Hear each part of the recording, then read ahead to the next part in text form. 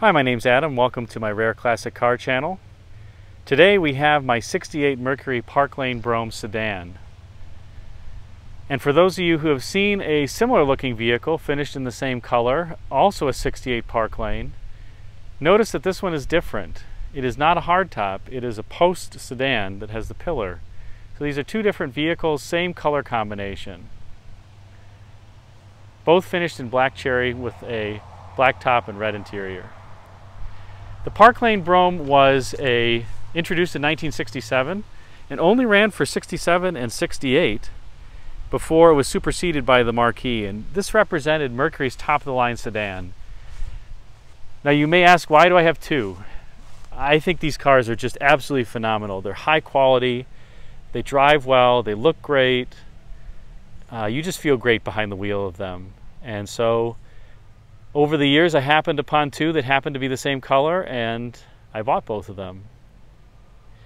Now there are a number of differences between the hardtop and the post sedan, not just the B-pillar here, but this does have fully framed doors. So you can see that there's a top of the door. Oops. The hardtop does not have that. And there's more headroom on the inside. There's about ½ inch to an inch more headroom. But the car is finished in, again, this beautiful biscuit pattern nylon woven cloth with these square buttons, complete with the Cyclops eye speedometer gauge pod. This is also a relatively high option car. It has AC, power windows, cruise control, rear defogger, AM/FM radio, power antenna, power steering, power brakes, among some other things, including the Mercury floor mats.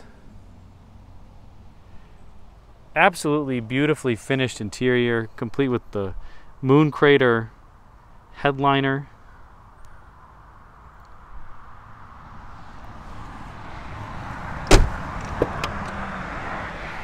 Lots of room in the back seat.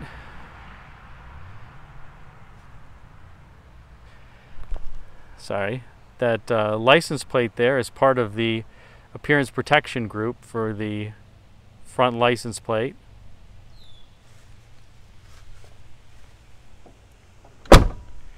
And the sedan also has a different rear window. So this window you can see is kind of inset from the roof, and it was optional on these cars in 67 and 68. Sorry, it was optional in 68, on the Park Lanes at least, that this window would drop about 2 to 3 inches and it would stay underneath this covering of the back window. That was standard on the Park Lanes in 67 and became optional in 68. This car unfortunately doesn't have that option. It was a dealer demonstrator, interestingly.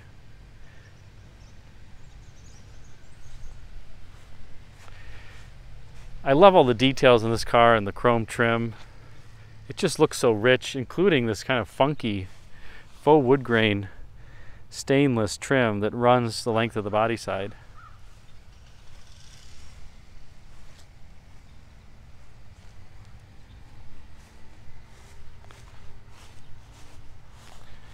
This does have a premium fuel 390 4-barrel V8. Same motor you could get in the Mustangs and other Fords of the era. As I mentioned, it has air conditioning. This is the 2-piston York compressor. By the way, if anybody's looking to recharge their system and it still has R12, you unscrew this cap, that's the low pressure, and then it's a square head. You want to make sure you turn it clockwise to loosen and open the valve, not counterclockwise like most valves are. These 390s are quite peppy in this car. They were 315 gross horsepower, not net horsepower, but 315 gross horsepower. You could get an optional 428 4-barrel V8. Those are quite rare, but the 390 is plenty, and I think that's why they were so rare. Is people were well aware that this was a powerful motor, and you took a test drive with this motor and you really didn't want much more. The only thing I've altered on this car from stock in terms of the powertrain is the exhaust. I've added factory style dual exhaust, which gives the car a bit more top end, but also gives it a much nicer sound as you'll hear in a moment. So these just came stock with a single exhaust. I've added stock style duals. The 428s did come with duals. I think the 428 was 345 horsepower, so it wasn't all that much more. And by this year, they had dropped the Mercury only 410 cubic inch V8, which lasted for all of 2 model years, 66 and 67. It was standard in the park lanes in 67. And they went to just the 390 and 428. I'm guessing they thought it was too much complexity. And all the 410 is, I believe, is a 390 bore with a 428 crank. Gives it a little bit extra stroke and a little bit extra displacement. This is the cruise control box that you'll see on a lot of Ford and GM cars of the era. I believe it's a perfect circle is the name of it. Cruise control. Yep, perfect circle. So let's start it up.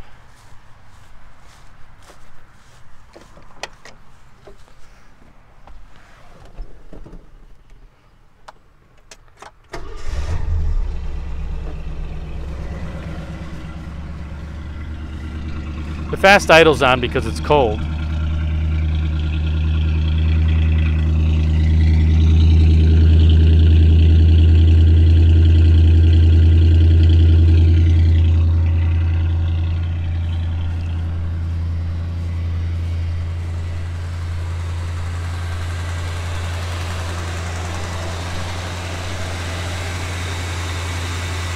Good smooth running 390.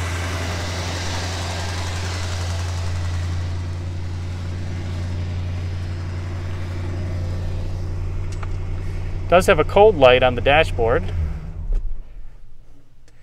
This car has some interesting control features. If you want to activate the cruise control, you take this lever and you pull it out when the car is running. It'll stay out.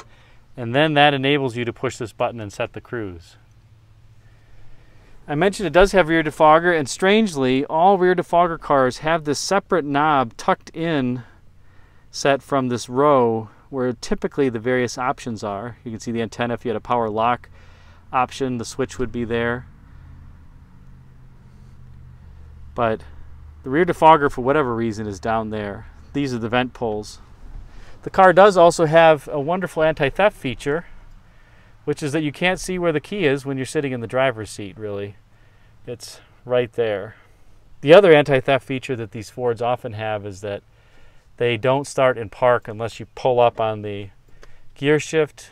That tends to be a bad neutral safety switch, which is the green thing around the steering column right there. Not a bad job to replace it, but for those of you who have Fords and you got to push up on the gear shift, that's often what it is. My other car doesn't have air, but it has Comfort Stream, which is just allows fresh air to come out of these upper vents. So these vents are added on Comfort Stream cars. If not, they're just plugged off. But the air conditioning cars also have the vents over there to the right. And the air in this car is cold. It does have cold outlet temperature, but the refrigeration systems in these vehicles, by comparison to those in GM cars, are actually quite small. You can see here it says maximum operating charge of 2.5 pounds. And the Eldorado or GM cars of the era tended to have 4.5 pounds. So much bigger system on the GM cars. So you're operating the AC, even though the outlet temperature is cold, more at full blast than you would in a GM car. A GM car, if you operated at full blast, even on a 90-degree day, the exterior of the window starts fogging over because the glass gets below the dew point of the outside temperature. Big trunk in these. Very deep well because the gas tank is up there, whereas General Motors cars after the early 60s, they generally have the gas tank underneath the floor here.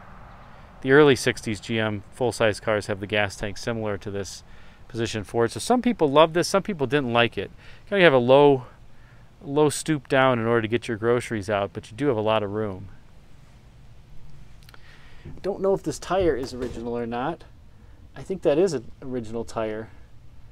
Yeah, 8.15 by 15 Goodyear. It's original spare with the triple stripe white wall. Pretty amazing.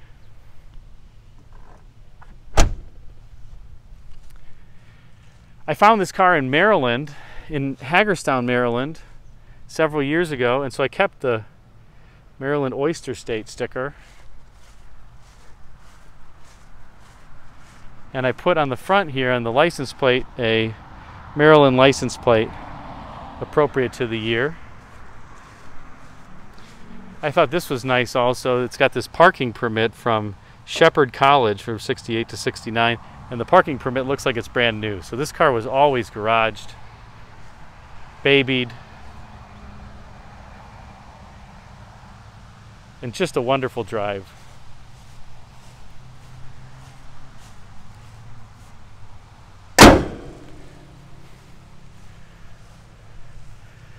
So if you're looking for an unconventional luxury car from the era, these are really tough to beat. Smooth riding, powerful, quiet, comfortable,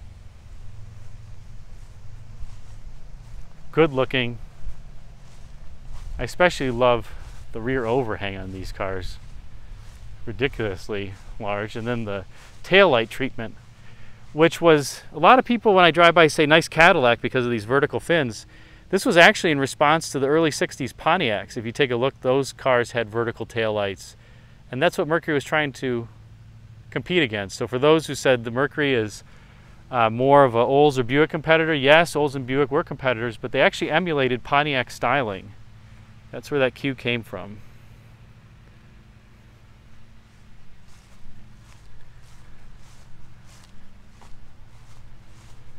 So thank you for watching this video of my 68 Park Lane Brougham Sedan. My name's Adam. Please subscribe.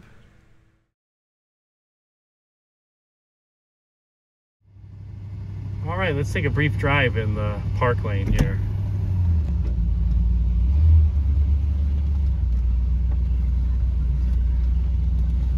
Ford, for whatever reason, just kept changing their steering wheels in 67 and 68. All the 68 Fords have this kind of a wheel. The 67s have that really big center spoke design, even the Mustangs. They're trying to be very safety conscious.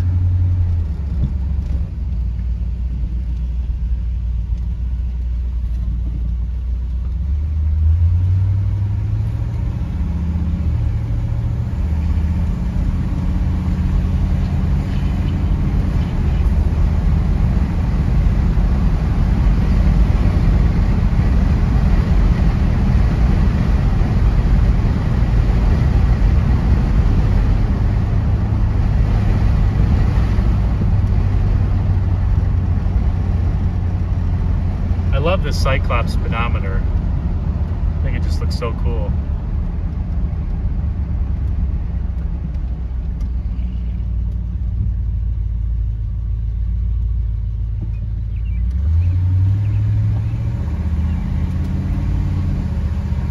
Gets up to speed instantly.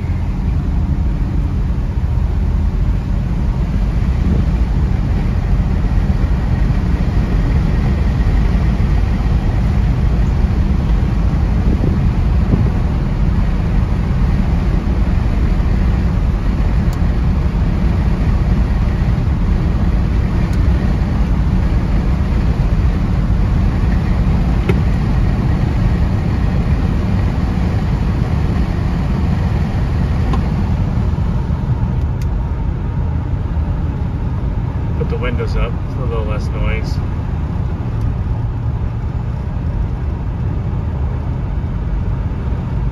These 68 Park Lane Broughams are so special. There's not hardly any left. They didn't make many new. There were about, I believe, 7,000 sedans that were sold new, and very, very few survive today, especially in nice condition. So it took me probably 10 plus years, maybe 15 years, to find two of these cars that were in really nice shape. And that was 10 plus years of constant searching. This car was actually going to be for sale at the Carlisle auction, and I saw it posted in Hemmings. When I called Carlisle to get the lot number, I was going to go and potentially bid on it, even though I've never been to a car auction before. The Carlisle representative said that the car had been pulled, and I was heartbroken because I had been searching for one of these for so long, and I couldn't get the contact information of the owner. So I noticed in the pictures, though, from Hemmings, it said the car was a one-family car bought in Hagerstown, Maryland, and I noticed that it still had Maryland plates on it in the picture.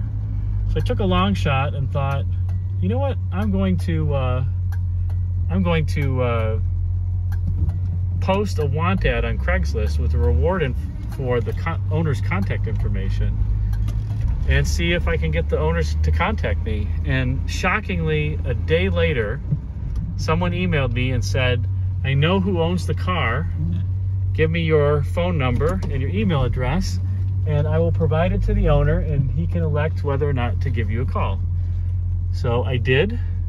The owner called me, and it was a really interesting transaction. He was an older gentleman. He was very skittish about an internet buyer, but I was able to convey that I love these cars, that I knew quite a bit about them, and he asked me when I was going to come see it and potentially pick it up.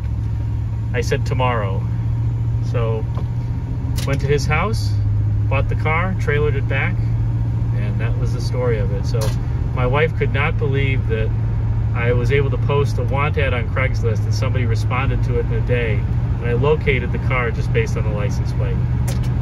In any event, thanks for watching. Hope you enjoyed. Please subscribe and take care.